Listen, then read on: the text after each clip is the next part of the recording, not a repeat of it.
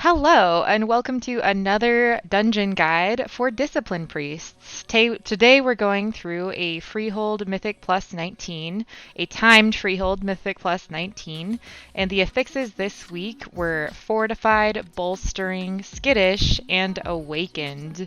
I will be going through the various mechanics of the dungeons and how I like to position my cooldowns, and the specific utility that disciplined priests can bring to help your team time their keys. So for this first pull, we decided to go ahead and pull everything in less. This is despite it being bolstering. So it was a kind of a high risk, high reward strategy. The tank starts to drop pretty low early on, so I go ahead and do a really early pain suppress. And then I noticed that this little add, this ranged guy out here, is not in with the group, not getting cleaved, and is still pretty high in health. So I start tunneling as much damage as I can into that. I use Fade to drop aggro back onto the tank. And then I go ahead and use Barrier and Rapture because I know that those will be up again before I need them. So there's really no reason not to, especially if you're doing a big pull like this. A Barrier can help your tank survive. And Rapture just makes the healing easier, allowing you to do more damage. So you can see as things start to fall over, some of the adds start to get pretty big, even though they're all dying at pretty close to the same time. You can see the tank is dropping pretty low. I use a defensive penance because I have to move even while he's getting low. I use Leap of Faith to get him out to help him kite. And then you can see as he goes down this hill, it line of sights me, and then I go down and knock the adds out. They're pretty far away from the tank now. They're slowed by the knock, and then we continue to try and kill these, but they're just so bolstered. The tank does go down, but then the adds go down shortly after. So it is not a wipe. There's only one death. So on to the Obelisk we go. As we are entering the Obelisk, there's not a lot of cooldowns up, but there doesn't really need to be. This was not very healing intensive. We were pretty on top of our interrupts, and so there wasn't a lot of people taking damage either from missing the kick or from standing in purple. So all in all, it went extremely smooth. I decided to go ahead and stick pretty much with the tank because the tank and myself were both pretty out of cooldowns. I wasn't sure like the DPS looked really like they were very healthy, but the tank I knew had probably used literally everything that he had to survive the last pull as long as he did. So the adds fall over pretty easily, just like they usually do. There can be some trickiness with positioning if your DPS are taking a lot of damage. Because the hill can line you if you move ahead. It did line me there. So I guess if that happens to you, you can kind of just coordinate if you're in Discord together, or if you're not, you just do the best you can, and sometimes tough choices have to be made. It's the nature of healing. So you can see Rapture is up again. Barrier is almost up again before this next pack. Which is the next hurdle, so to speak, the next healing challenge. So there is a pretty nasty cleave here. I recommend staying away from like really far back, or just making sure you're not in front of the tank to be hit by the cleave. It hits really, really hard on fortified weeks, especially if it's bolstered.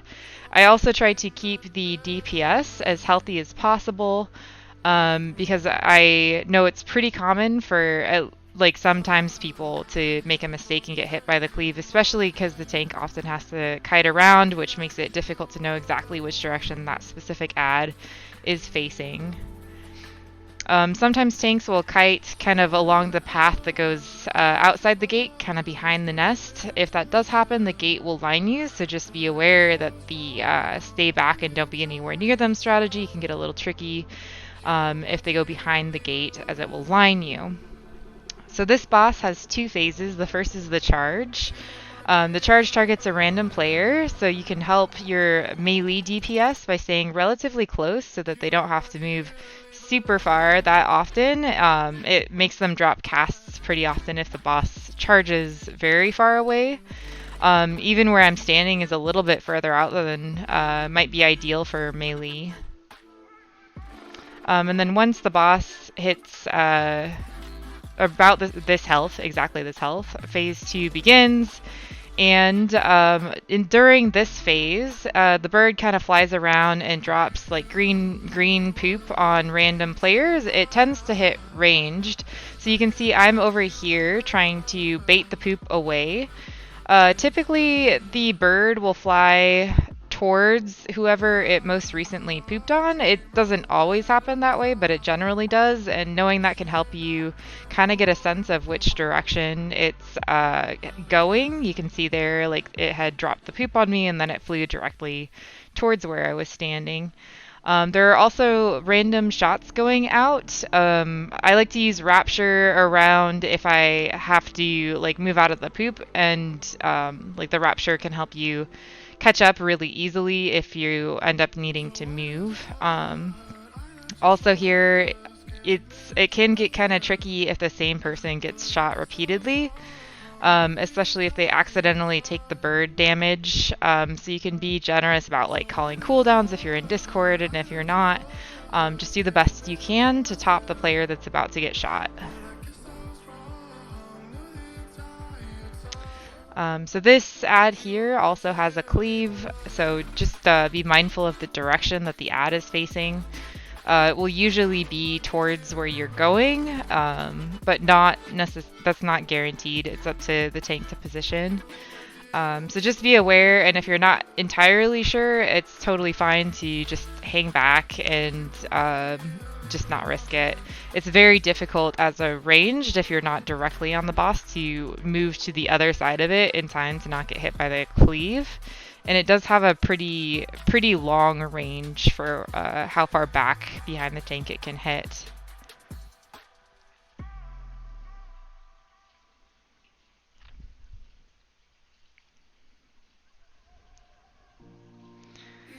So this next trash pack has a cultist or duelist or something.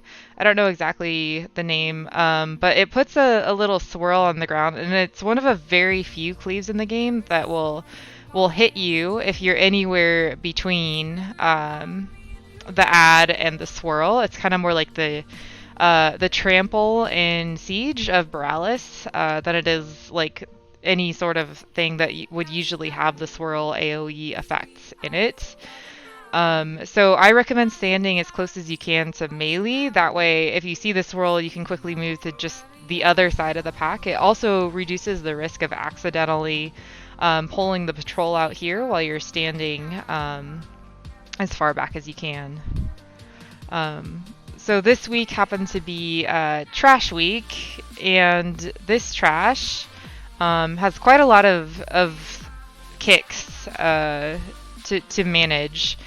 One of the ones that Dis is excellent at helping with is the blind rage mechanic. One of the trash will target any random enemy player and put blind rage on them, but by fearing them, you can interrupt the cast and prevent whatever player from taking hits. Those tend to really hurt, especially on a fortified week. You can also kind of move back if it's targeting a ranged player or yourself.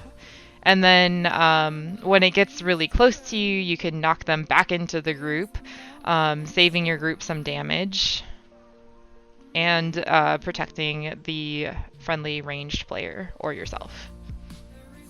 This next pack has a lot of rat traps. Those hurt quite a lot, especially on fortified weeks. And they root you, which can be especially dangerous as a healer if your tank is chain bowling like we had here. I could have been ranged if I had gotten rooted there.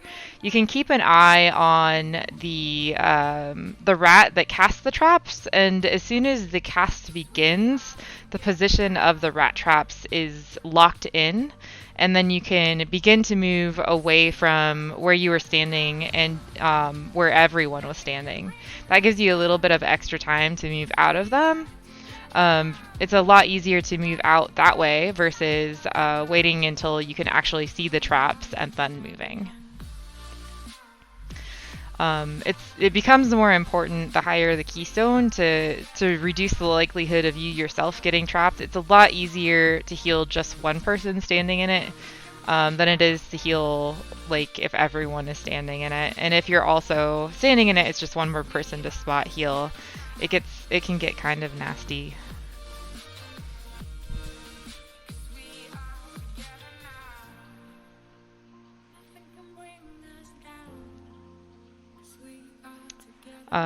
Pretty commonly, groups will wait to pull the boss until Lust becomes available.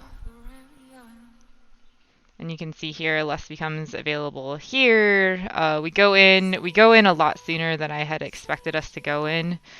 And I end up getting both of the first two shots on myself, which I was not expecting. But it wasn't what killed me. What killed me was moving in too soon. After the shots. So I began this poll by trying my more tyrannical strategy, which is I haven't figured out what the pattern is, or if there is a pattern to the corners the boss withdraws to. I would really, if there is a pattern, I would like to figure it out because it seems extremely helpful for tyrannical. The issue I get in when I try to dodge it by running to a random corner is, as you saw there, if the boss goes to the opposite corner, I'm not in range of anyone to heal them, and there is still quite a bit of damage going out. So then I ended up panicking and rushing in too early without watching my steps. But fortunately, it was a very early wipe, so when we come back to try it again, we consider trying trash first, and we do one pack, and then we decide to go ahead and just pull the boss again without Lust. So on the second pull, I try the take no more than one hit from that shot strategy. So when the boss withdraws to a corner, she always shoots from her left to her right. So if you're looking down, it's always going to be a clockwise direction.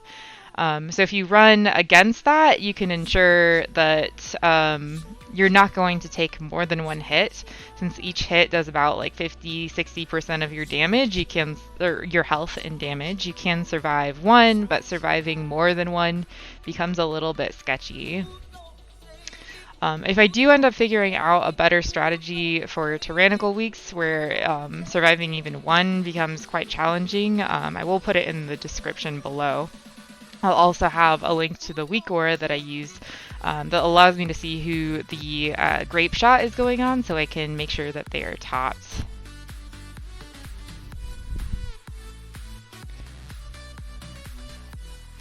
Okay, so this next poll, you can see grape shot is still hurting quite a lot,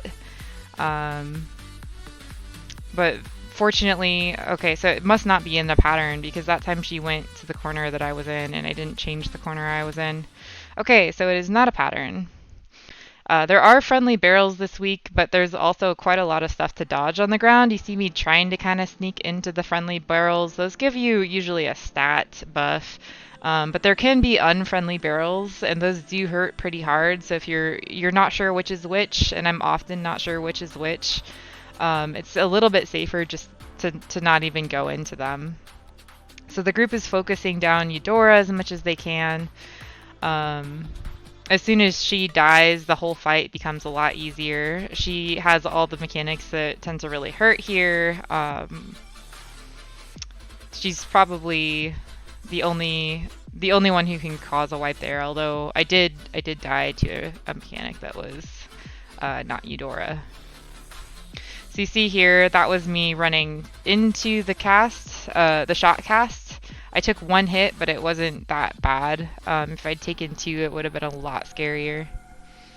If you end up needing to take a hit right after you were targeted by grape shot, you can use your health pot or lock rock if you have them to top yourself, or just pain suppress yourself so that you can survive it. Pretty unlucky if you do. You can also use a defensive penance in a pinch. That way you can heal yourself while moving. Okay, so then the boss falls over here.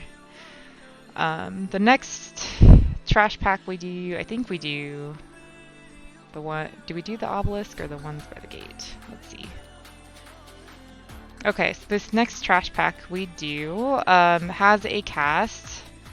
A few important casts that this can really help with. One of them is a missed kick of like a frost blast or something. If it ends up on your group, it's going to hurt quite a lot, but you can mass dispel it. It is a magic dispel. Then there are more blind rages in here that you can kick, and then this is, I think, the second pack that has a banana rampagey looking thing where bananas fly out. That can be interrupted by a fear. Fearing it allows your melee to stay in instead of like having to move out for their own safety. So it increases your group's damage by a bit if you can interrupt that cast for them. So this is the first pack with harpooners. The harpoons tend to go on the players that are further away, so typically ranged. They do also hurt a fair amount, so if you are still low from a harpoon, I recommend staying in melee until you can top yourself. That will reduce the likelihood of you getting harpooned and taking harpoon damage when you're still low.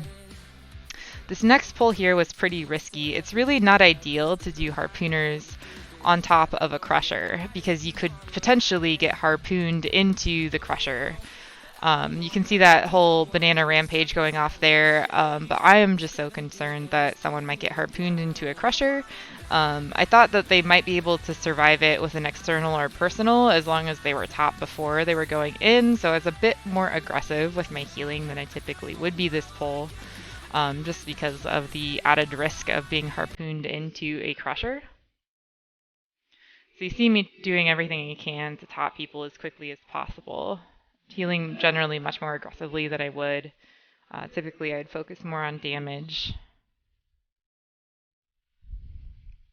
But no deaths. We were very lucky that no one got harpooned into the crusher. They always had enough time to get out. So we run back here to do the obelisk. This is the fear obelisk. Mass dispel can dispel the fear, and you can do it on the first and fourth. You may not always get the fourth.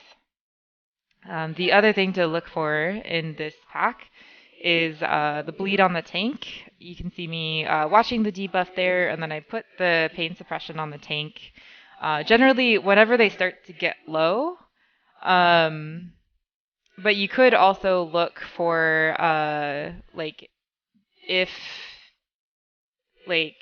how healthy the adds are, how much health the adds have left.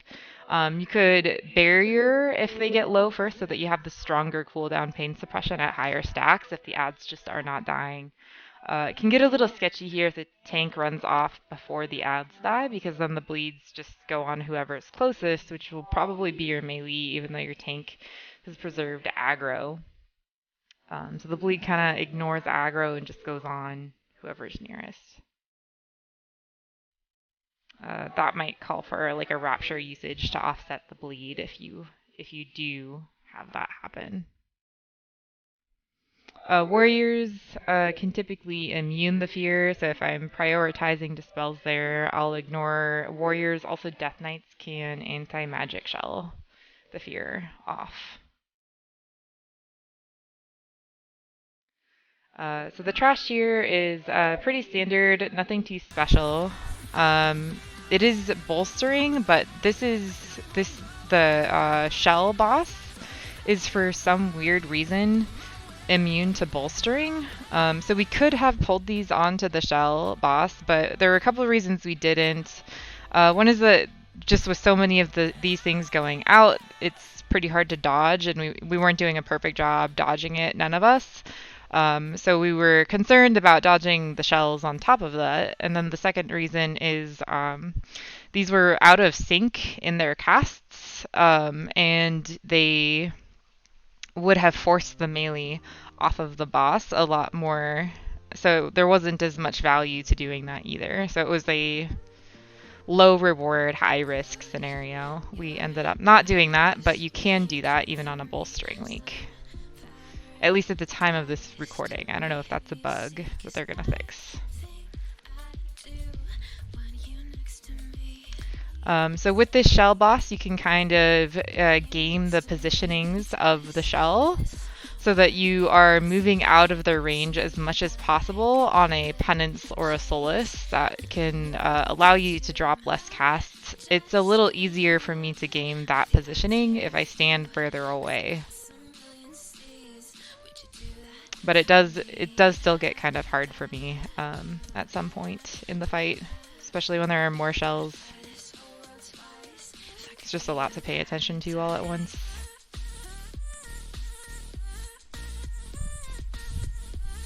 And even with bolstering, we could have pulled more trash on this, but a lot of the trash there wasn't a lot of trash in reach, and the ones that were are a little bit too scary for that to be a really safe play. And we're still so good on time that we ended up not doing that. We didn't need to do that.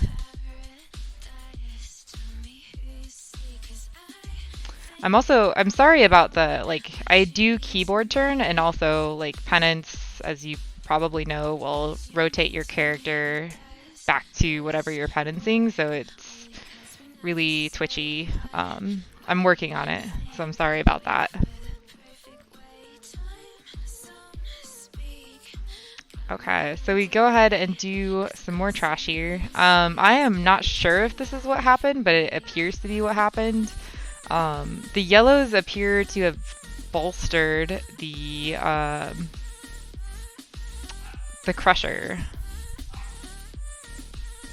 I mean, maybe that's not what happened? I don't know, but I do get one shot there, which was surprising to me. Anyway, but yeah, it does hurt.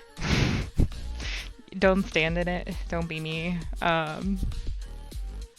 For sure it hurts, but fortunately, they were fine without a healer here. There wasn't a lot of damage going out. Another thing you can do with those little yellows, sometimes they end up not really wandering around, but you can knock some of the further ones if your tank wants to pull multiple ones, you can knock some of the far ones in, and that allows your group to benefit from more cleave there. Knock is especially useful if you knock something directly into where your group can do more damage to them. Okay, so there is a trick to this shark boss that you can use to help your melee DPS out. The sharks will chase whoever is nearest them, and it gets really difficult if that is in melee, if the shark ends up in melee. So you can kind of move near the shark and bait it to go onto you and then pull it out of melee. However, I am not very good at that. I'm still practicing.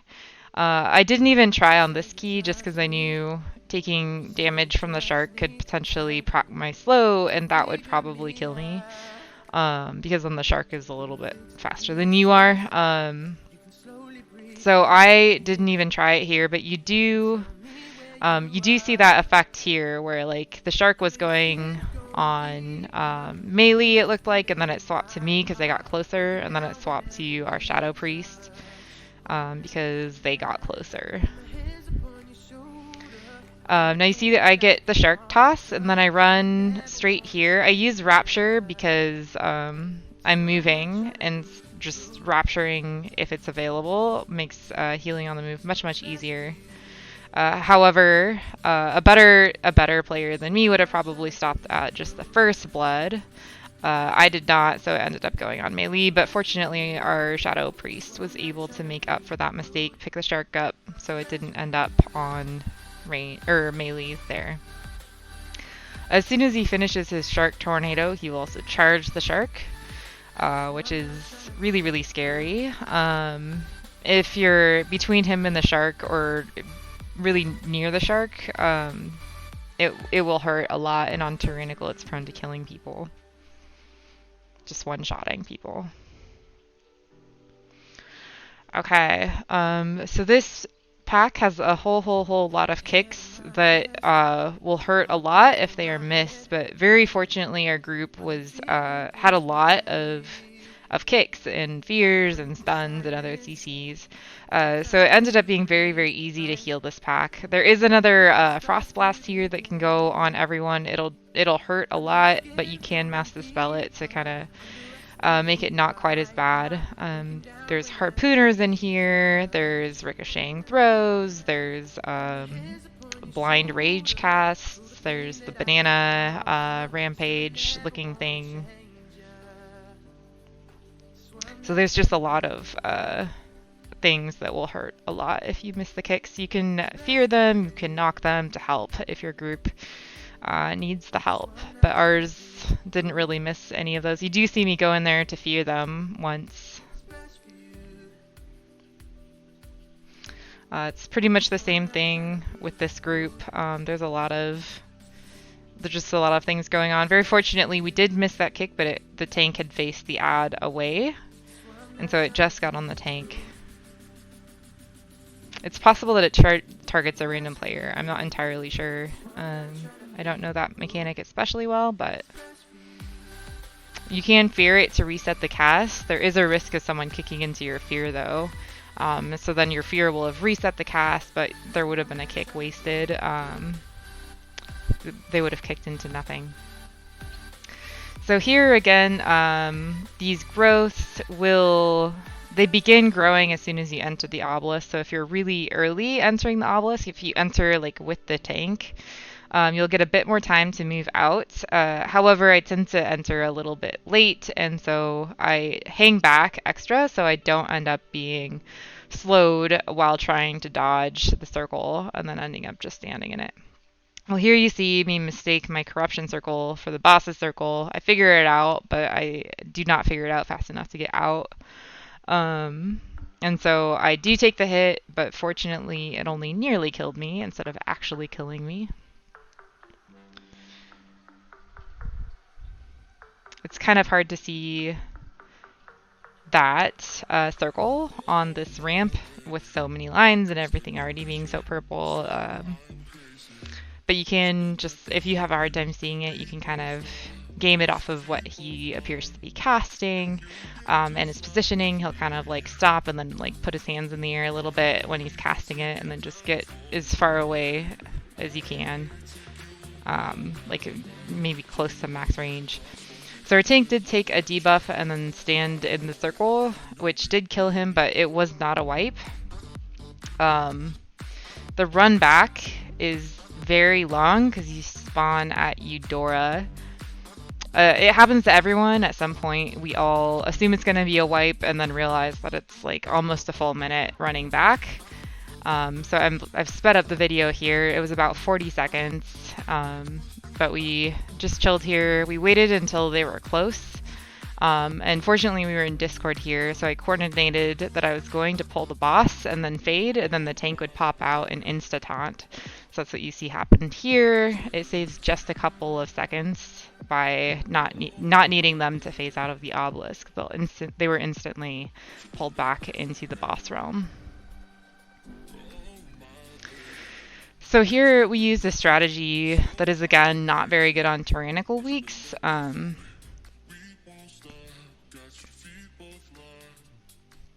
The boss will periodically spawn an add, and we didn't coordinate stuns on the add. The add will run towards your group at like random players, it seems, or maybe your healer, like whoever gets aggro. I'm not sure which. Usually it gets stunned, but you see it just like kind of crashing into, I think it is random players. It just kind of crashes into us, and that works out okay just because it's not tyrannical. You're about to see the first add spawn anytime. We also had some weird coordination on cannon positioning, and that ended up making it a lot scarier of a strategy, even on a fortified week, because it was difficult not to stand in any lava. And with the add hitting as hard as it was, it's difficult to ensure that everyone stays healthy enough to survive, especially if it happens to coincide with the wind shear. But if it does end up on you, priests do have a AoE fear that can help with that, and a knock. Both of those will work on this ad. However, it's pretty scary using them, in my opinion, just because you have to be really close to the ad for the fear and knock to work. So you have a very narrow window in which you can knock them, but they will not, it will not hit you. So here you see the ads coming for me. I'm still also taking damage from the lava, so it drops me pretty low. That probably would have killed me if it were tyrannical. Like the lava would have hit harder, and so would the ad. But I keep trying to get this res out, which puts me in a really bad position for cannon barrages. I'm ever the optimist on being able to do it, but ultimately I give up right about the time where I die to this same mistake. So right around here, the boss, I think it's 40% health, will start to hit your tank a lot harder and take a lot more damage. You can use a battle pot around then to capitalize on that debuff. But yeah, you saw I was walking out, I was trying to position along the existing lava to kind of clean up the floor space a bit. And also concerned that I would stand on someone else's cannon because I wasn't entirely on it. But we did time it. If you liked this video, please give it a like and subscribe. This will help you and others find more of my new content. And also, if you are looking for another way to support the channel, you can go to twitch.tv/HettyLamar and give me a like on Twitch. It really helps support me as a creator to continue creating more content like this. Well, thank you so much for your time, and happy dungeon running, everyone.